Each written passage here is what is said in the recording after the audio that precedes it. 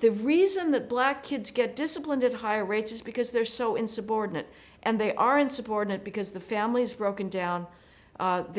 Women cannot, on average, do as well raising children as the mother and father together. Males are different than females.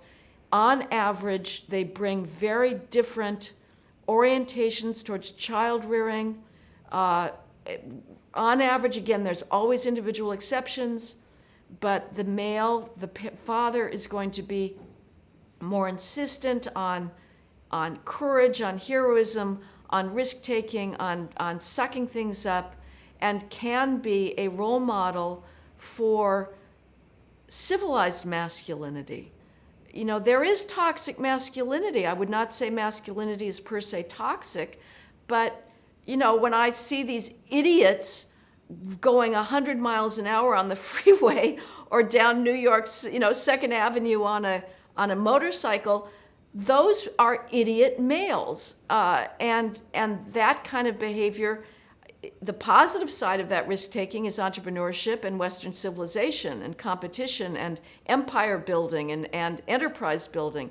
But it needs to be civilized, and marriage civilizes males by raising them in a culture that says, in order to be able to have access to a woman's sexual favors, you need to develop the bourgeois virtues of deferred gratification, self-control, make yourself a marriageable mate by making yourself an employable worker. You do not scream at your boss. You do not beat him up. You do not walk off the job in a huff if you don't like the authority being directed at you.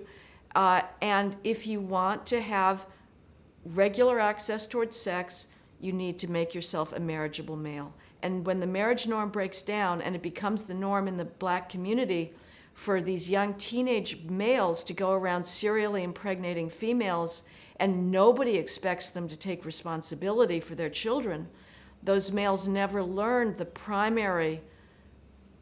very first obligation, the very first human responsibility, which is responsibility for your children. And after that, it's going to be hopeless to civilize them.